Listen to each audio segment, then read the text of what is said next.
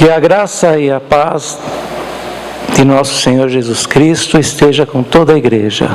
Amém. Queridos irmãos, nesta noite o tema do nosso sermão é os discípulos a caminho de Emaús, do desânimo e decepção à restauração espiritual. Este tema ele é baseado no capítulo 24 de Lucas, do versículo 13 ao 35. Então nós vamos fazer o seguinte, nós vamos ler um versículo só e no decorrer do sermão eu vou pegar alguns versículos para poder explicar e dar sequência no tema. Então vamos ler o texto base. E nós esperávamos que fosse ele que remisse a Israel. Mas agora, sobre tudo isso, é já hoje o terceiro dia desde que essas coisas aconteceram. Vamos orar? Querido Deus e Pai, nesta noite estamos diante de Ti e a Tua palavra já foi lida, mas nós necessitamos da iluminação do Teu Espírito Santo. Esteja conosco, Senhor. Fala aos nossos corações, porque nós precisamos ouvir a Tua voz. É o que nós te pedimos em nome de Jesus. Amém. Irmãos, todos nós, em algum momento da nossa jornada cristã, nós enfrentamos desânimo, decepção, e às vezes acontece que, na falta da nossa compreensão, nós chegamos até ficar decepcionados com certos acontecimentos. Então, por intermédio desta palavra que nós vamos ouvir, vamos procurar esclarecer alguns pontos para que os irmãos entendam como que nós podemos atuar em certos momentos de dificuldade. Acredito que os irmãos conhecem esta parte. Os discípulos a caminho de Emaús eram dois que esperavam que o Senhor Jesus ressuscitasse. Na sexta-feira, o Senhor Jesus foi morto, foi crucificado e levado ao sepulcro, ao túmulo. Passou sexta, passou sábado, passou domingo. E aqueles discípulos, não vendo nada, eles estavam como aqueles que desistiram da missão. Então o que eles fizeram? Vamos voltar para Emaús. O lugar deles seria Jerusalém, porque lá havia uma promessa que Deus haveria de abençoar. Mas aquele desânimo, irmãos, eles estavam caminhando. E é comum nessas estradas, nessa época, sempre alguém andar com alguma companhia. Ou se não, se alguém precisasse ir sozinho, ele avançava um pouquinho os passos para alcançar alguns outros, para irem juntos, para que eles tivessem mais segurança. E foi o que aconteceu. Aí o Senhor Jesus apareceu para eles, mas eles não o reconheceram, e disse: que palavras são essas que vocês estão trocando entre vós, e por que estão tristes? E aí eles falaram, irmãos, só tu que é peregrino aqui, não sabe o que está acontecendo em Jerusalém? E aí o Senhor Jesus falou: quais coisas? Jesus Nazareno, profeta, que nós esperávamos que ele remisse a Israel, mas hoje já é o terceiro dia. É verdade que também algumas mulheres maravilhadas, viram uma visão de anjo e diz que ele ressuscitou. Então nós vemos, irmãos, quando ele falou varão profeta, Jesus Cristo era muito mais do que um profeta. Então nós vimos que no desânimo dele, ele já não estava acreditando nem que o Senhor Jesus era o Messias, que era o Filho de Deus. Muitas vezes, irmãos, nós, no nosso caminhar, nós não entendemos os acontecimentos. Comigo aconteceu vários momentos assim. E, às vezes, passaram-se anos para que eu entendesse a obra de Deus. Mas, no momento, eu achava que estava tudo errado. Estava até desanimado e confuso. Mas os anos se passaram e o Senhor foi mostrando realmente aquilo que Ele queria fazer na minha vida. Então eu vou colocar aqui, irmãos, alguns motivos que podem deixar um cristão desanimado, às vezes decepcionado, abatido.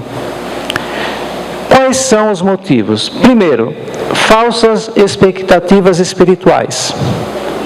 No versículo 21, como nós lemos, ora, nós esperávamos que fosse Ele quem redimiria Israel.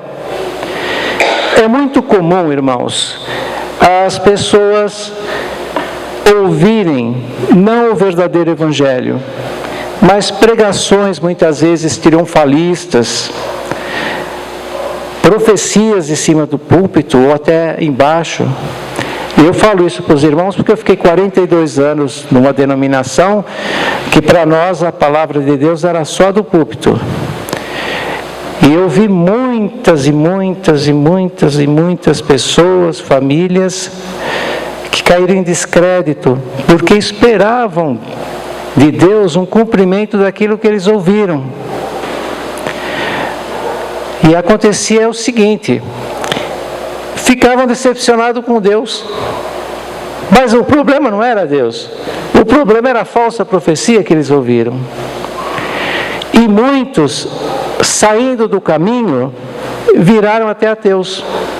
Irmãos, veem como que é importante a pregação do Evangelho, a verdadeira pregação bíblica, que nos faz compreender realmente os caminhos do Senhor. Nesse primeiro motivo, então, nós esperamos, às vezes, de uma forma, e no nosso tempo, as coisas não acontecendo, nós podemos desanimar. E como eu falei para os irmãos, muitas vezes nós vamos entender os caminhos do Senhor lá na frente. O segundo motivo, irmãos, falta de compreensão das Escrituras.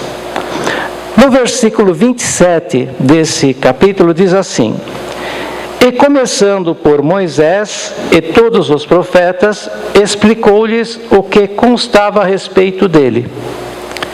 Nós não sabemos exatamente o que foi dito naquele percurso. Para os irmãos terem uma ideia, aquele percurso era aproximadamente 11 quilômetros. Algumas Bíblias falam 60 estádios. 11 quilômetros andando, talvez umas 2 horinhas, né?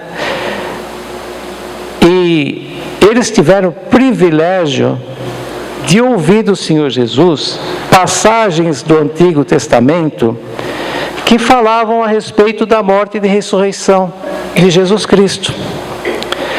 Eu coloquei aqui, irmãos, algumas passagens.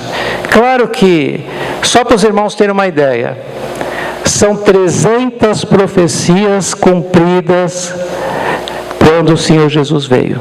300 profecias. Então, é lógico que eu vou colocar umas 3 ou 4, só para os irmãos terem uma ideia. E como eles não estavam crendo na ressurreição, e não entendiam o porquê da morte do Messias, porque eles esperavam um Messias guerreiro, um Messias que iria dominar sobre Roma, tirar o Império Romano e esse Messias iria assumir o comando militar, o governo. Mas, irmãos, nós sabemos que, como nós ouvimos, creio que foi na semana passada, sobre Cordeiro e Leão, né? O Senhor Jesus, ele veio como cordeiro, mas ele vai voltar como leão, né? Então nós sabemos que hoje ele é o nosso advogado, mas um dia ele vem como juiz também, e ele vem triunfante. Mas eles não entenderam. No Salmo 69, irmãos, no versículo 21, está escrito assim: deram-me fel por mantimento, e na minha sede deram a beber vinagre. Ou seja, o salmista Davi estava profetizando aquele momento que o Senhor Jesus teve sede, quando estava crucificado, e que deram o quê? Na sede, deram beber vinagre, e quiseram dar o fel. Ele não aceitou o fel. Os irmãos sabem por quê? O fel, naquele momento, era uma bebida que ajudava a atenuar a dor. Mas ele quis, até os mínimos detalhes, sofrer tudo pelas nossas almas. Ele não aceitou o fel. Depois nós vemos, então aqui é a profecia a respeito da crucificação. Depois nós vemos a profecia da ressurreição. No Salmos 16, versículo 10, diz assim: pois não deixarás a minha alma na morte, nem permitirás que o teu santo veja corrupção. Essa corrupção quer dizer decomposição. Nós vemos aqui claramente, irmãos, que está falando da ressurreição de Jesus. Não deixarás a minha alma na morte, nem permitirás que o teu santo veja corrupção. Ou seja, o Senhor Jesus não teve o seu corpo corrompido, ou seja, decomposto, justamente por causa da ressurreição. O profeta Jonas, o livro do profeta Jonas também, é um livro que mostra justamente o que ia acontecer com o Senhor Jesus. Jonas ficou 3 dias e 3 noites no ventre do grande peixe, e o Senhor Jesus ficou 3 dias e 3 noites no túmulo. E assim como Jonas saiu do peixe, foi lançado do peixe, o Senhor Jesus também saiu do túmulo ressuscitado. Com certeza, irmãos, algumas, se não fossem, claro, esses versículos, mesmo porque na época não tinha versículos, os irmãos sabem que essa divisão de versículos veio na Idade Média, então não sabemos como o Senhor se referia no momento, mas no livro de Isaías, depois os irmãos leem em casa, o livro de Isaías fala justamente que o Senhor Jesus seria desprezado, seria rejeitado, seria ferido, seria sacrificado pelos pecados da humanidade. Lá é o calcanhar de Aquiles dos judeus, porque eles dizem que seria o povo de Israel, mas não tem como ser o povo, porque lá dá para ver direitinho que era uma profecia messiânica. Agora, irmãos, nós temos que entender e pedir a Deus, assim como os discípulos foram entendendo o Senhor Jesus explicando as passagens do Antigo Testamento, temos que pedir a Deus que nos dê uma lente bíblica, para que possamos entender a sua palavra e não ficarmos, muitas vezes, sem compreender algo que acontece na nossa vida. Inclusive, irmãos, quando eu estava nessa denominação, que eu fiquei 42 anos, eu tinha muita sede de aprender a palavra de Deus. E durante muitos e muitos anos, décadas, eu buscava de Deus, buscava o estudo, e lá não era comum isso. Mas foi o que me sustentou, porque eu vi tantas coisas que ia acontecer na minha vida e não aconteceram, que se eu ficasse preso por aquilo que eu tinha ouvido, eu teria, como outros, deixado talvez até o caminho. E foi uma preparação de Deus, irmãos, porque quando eu fui fazer o curso de letras, no primeiro dia, o professor de filosofia da educação, ele entrou na sala e começou assim a aula: hoje vocês são universitários, esqueça Bíblia e Deus. Os irmãos acreditam? Primeiras palavras que ele disse. E aquele professor, ele foi uma bênção na minha vida, porque ele era ateu convicto, e ele me cutucava, e eu cutucava ele. Aí, só para os irmãos terem uma ideia, no final do curso, ele me chamou, ele me parabenizou, e com os olhos em lágrima, ele me abraçou e falou: continue. Então, irmãos, o que me fez ficar firme, a despeito de qualquer coisa, foi justamente a palavra de Deus. Por isso, a importância, para os irmãos terem uma ideia, quem veio de um lugar que não tinha estudo bíblico, e vem aqui nessa igreja, que de quinta-feira tem culto de estudo bíblico, depois de domingo, escola bíblica dominical, e à noite uma pregação bíblica, misericórdia, eu não saio mais daqui. Entende, irmão? Mas a alma farta pisa favo de mel. Eu peço para os irmãos que quem não pode vir de quinta-feira no culto de estudo e oração, irmãos, assistam aos vídeos e também da escola bíblica dominical, porque é algo assim.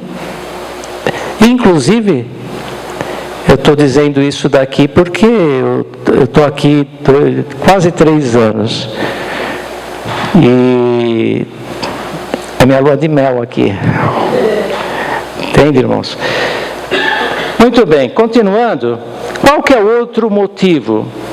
Incapacidade de perceber a presença de Cristo. No versículo 16: os olhos deles, porém, estavam como que impedidos de o reconhecer. Na hora do nosso sofrimento, nós muitas vezes temos os nossos olhos espirituais ofuscados. Muitas vezes a nossa percepção, ela perde a sua força em relação à presença de Deus. Há uns tempos atrás, os irmãos viram, eu até comentei aqui, que a minha filha, ela estava enferma, foi internada, ficou na UTI, depois meu netinho, depois o netinho saiu, depois ele foi, depois o meu genro foi para a UTI também.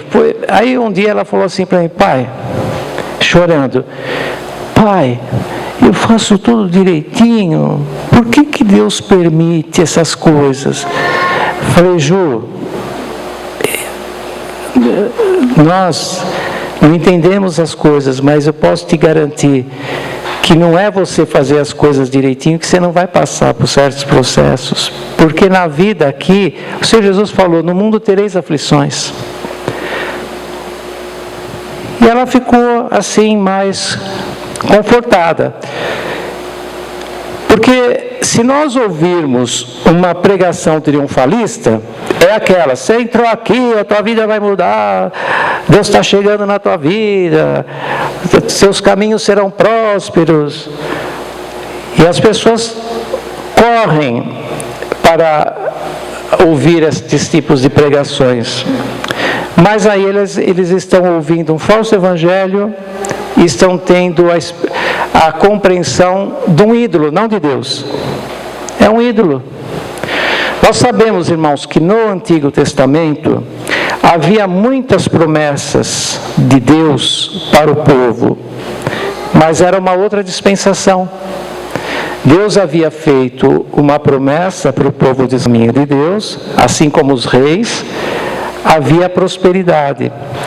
Mas porque era a única nação da terra que servia o Deus único. E o Senhor colocou essa nação como exemplo para que outros povos vissem a diferença. Por isso que até fala numa parte, vereis a diferença entre aquele que serve a Deus e que não serve. Mas quando o Senhor Jesus veio, Ele não veio simplesmente para um povo. A obra dele é universal. Então, irmãos, nós temos que entender que as mesmas coisas acontecem com os justos, com os injustos. As mesmas, às vezes, inclusive, irmãos, nós vemos pelo livro de Jó. Por que julgavam Jó como um pecador? Está acontecendo tanta coisa ruim com esse homem, só pode ser um pecador. Eles não entendiam ainda que muitas vezes aquele que serve a Deus também sofre. Os irmãos conhecem aquela passagem de João Batista? João Batista, irmãos, quando ele viu o Senhor Jesus, ele disse: eis aí o Cordeiro de Deus. Depois, quando o Senhor Jesus foi para que ele fosse batizado por João Batista: não, eu que careço de ser batizado por ti. O Senhor falou para ele, Deus falou para ele: aquele que vires sobre ele descer o Espírito Santo, esse é o que batiza com Espírito, com fogo. Irmãos, ele viu o Espírito Santo pousar sobre o Senhor Jesus em forma de pomba. Só que quando ele estava preso na prisão, aquelas prisões terríveis, ele disse assim: vá ao encontro de Jesus e pergunta: és tu aquele que havia de vir, ou esperamos outro? Irmãos, o Senhor Jesus falou que entre os de mulheres nascidos não apareceu ninguém maior que João Batista. E esse João Batista, depois de tudo que ele viu, tudo que ele proclamou: és tu aquele que havia de vir, ou esperamos outros? Naquele momento o Senhor fez vários sinais, e aqueles sinais estavam no livro do profeta Isaías, salvo erro, capítulo 35, que confirmava que na vinda do Messias haveria a realização daqueles sinais. Agora, irmãos, não só esses. Eu vou mostrar para os irmãos agora, eu não sei como está sendo os slides, o slide 5 vai falar sobre os grandes homens de Deus que ficaram desanimados. Será que é esse? Irmãos, vejam bem, Moisés, exausto e frustrado com o peso da liderança do povo de Israel, pediu a morte. Risca-me do teu livro. Profeta Elias, depois daquele fogo que descia sobre os... Como que é? Me ajuda? Descia sobre os soldados, vai, que foram enviados a ele. Descia fogo do céu. Aí ele fugiu de uma mulher. De Jezabel, ele sumiu, ele foi lá para o deserto. E aí falou: Senhor, só eu aqui que te sirvo, tal. E aí ele desejou a morte. Então vejam bem, irmãos, grandes homens de Deus, Moisés, Elias, Davi. Então, irmãos, se nós lermos os Salmos, ele estava sempre desanimado, sempre triste, sempre com dor, sempre perturbado. E foi o homem segundo o coração de Deus. Agora, o profeta Jeremias, ele foi ousado. Olha o que ele disse: não o mencionarei mais, nem falarei em seu nome. Olha só, tipo assim, ó, Senhor, eu não vou mais falar sobre o Senhor, não. Porque ele estava num sofrimento muito grande. E Jó? Todo mundo fala, né? A paciência de Jó. Irmãos, Jó amaldiçoou o seu nascimento, lamentou a sua miséria. Olha o capítulo 3 para os irmãos verem. Aliás, Jó reclamou muito, com razão. Então, irmãos, esse problema de desânimo, de decepção, de amargura, de frustração, é comum para todos nós. Por isso que é importante nós estarmos juntos na igreja, porque aqui nós vamos ouvir a palavra de Deus, aqui nós vamos ter comunhão com os irmãos, muitos podem nos ajudar, podem nos aconselhar. E eu confesso para os irmãos, algumas vezes em casa, devido a algumas situações, eu queria mais ir para a cama e cobrir a cabeça ainda e dormir. Aí eu venho aqui arrebentado, aí chego aqui, aqueles hinos bonitos, a pregação, e depois tem até um bolinho e um cafezinho, a conversa com os irmãos, e eu saio feliz. Então, irmãos, eu faço um apelo para os irmãos nesta noite. Irmãos, nós não precisamos fingir que está tudo bem, pode chorar, pode confessar sua dor, sua frustração, sua dúvida. Até mesmo para outros irmãos, fala, irmãos, não pode me ouvir? Irmãos, precisamos ter um curso de escutatória. Nós temos de oratória, mas de escutatória não temos.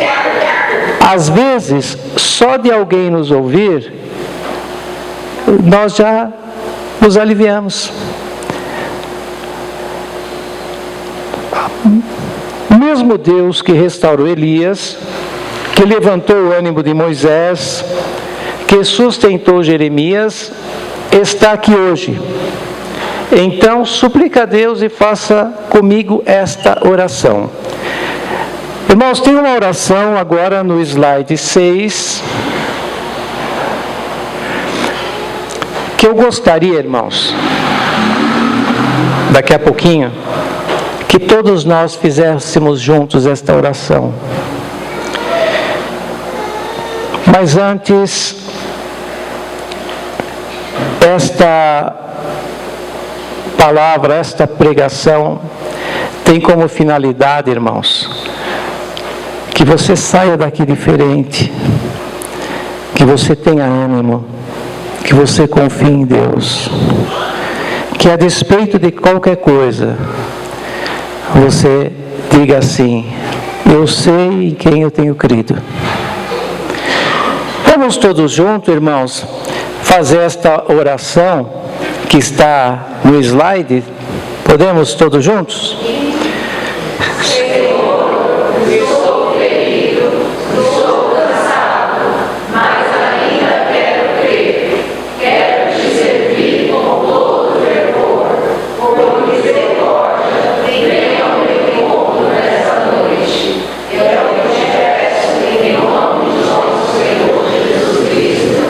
Amém.